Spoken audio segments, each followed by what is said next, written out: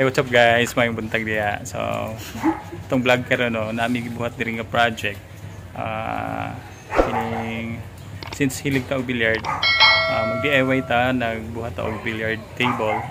So, first step nga itong gibuhat is syempre atong unahon tong mga tiil, and then actually gi-order na ako ang mga parts, ang mga accessories, as well as ang bula. So, nagpaabot na lang ta no, nagbuhat ra ta. Purchase ra ta through Shopee. So, ba na ko si Madam karon naligo siya kay good thing kay ulan. Oh, siguro nakalabas si Madam. Pinaagi ni among grouping sugog tulo. Alam mo nga buslot na lang ako, pero na lang yun siya. So, flex na ko sa inyo at the same time explain ako sa inyo ang details sa mo ang DIY nga billiard table. Let's go. Sure. So, like I said, ba na ko si Madam. Basang-basa sa ulan. So mo niya to ang giuna og trabaho mga since natin mga cut size diri nga marine plywood, so ato ra nang gitagpi-tagpi, then possible ani is butangan nato ni siya og laminate or vinyl should I say, para makabiran siya no, or so may mas maayo nga pwede happen. Paki-comment guys nga at least siguro ang prepared na kong materials is katong wood grain nga laminate. Then nag-purchase taog ka ng tiil kunuhay, pero na-scam ko guys. I don't know if this is ang akong expectation is kini siya bakal or siguro alloy aluminum. Kurimaw plastic man din siya, PVC nga plastic, pero sa akong panlantaw murag durable man, so dapat ani na siya rubber para at least di siya maglihok-lihok no. Pero sa akong paminaw na scam gyud ko. Okay, hastang gaanan for as low as 2945 upat isa ka set. Yan na siya mga ilalang na scratch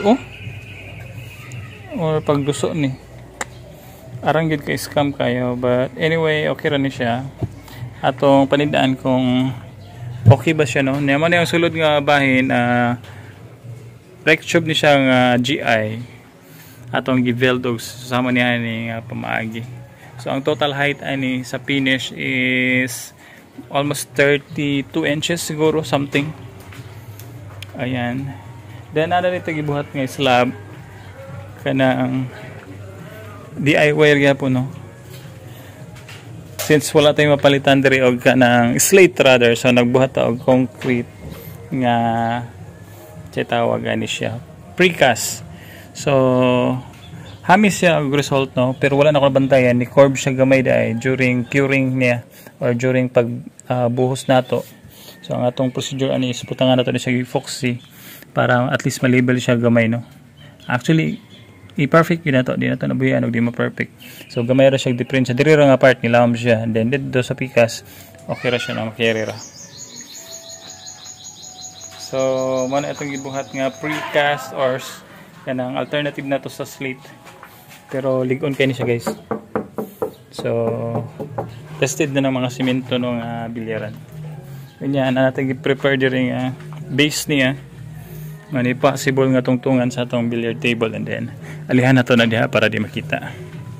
So, mora na nga mo ang content sa pagkakaroon to dito. Ano raw? Wanna flex it to you as well. Ang tingin na to since tubular maguni siya guys. So nipis siya kayo. So gibutangan nato na siya plate nga 316 nga plate. Then ahan nato ibutang to yung holder sa iyang tiil or katong na ay traha nga mo ay suksukan sa mong tiil no. Nato na taro nga welding kay nipis man din yung tubular. Ilang gingon 1.5 pero nipis kayo. But that's fine. Kanya ang nani siya itong nga bahin nya movable gyapon siya no. If ever na mag-interest ani, we will made through order. Kung baga na interested mag-order, buhatan na to sila. And then naputay butang diri ang angular, diri na to ibutang ang kahoy tungtong nato diri ang 2 per size. Then bangagan na to ni diri. Tanga na to bolt para detachable gyapon no. So I find this one should I say very patsada no. Pwede naman makaingon ako nga nindot siya o possible or nindot siya result. Ano yung walag diri guys. Siguro para mas nindot kunin i-assure nato nga level gyud nga to ang pinaka salog sa atong billiard table. So kana lang usa karon guys, like I said, na scam ta pero okay ra ni. Kung ako paningoli murag it will take time, ato na lang ning obserbahan if ever kuan gyud siya pangita na to kanang actual nga materials kanang mapalit gyud nato siya no. Makita gyud rather in actual before nato purchase on. So salamat kasi pagtanaw niya, kalimot sa pag-subscribe niya. Tangi ang sunod na nga video guys, pakita na ko sa inyo how to build a billiard table. Ang sukodan is 5x9 dito. So again, si Pong's work ni si Madam lang nagpaulan-ulan. Bye bye sa pagkakaroon. Ha kabe?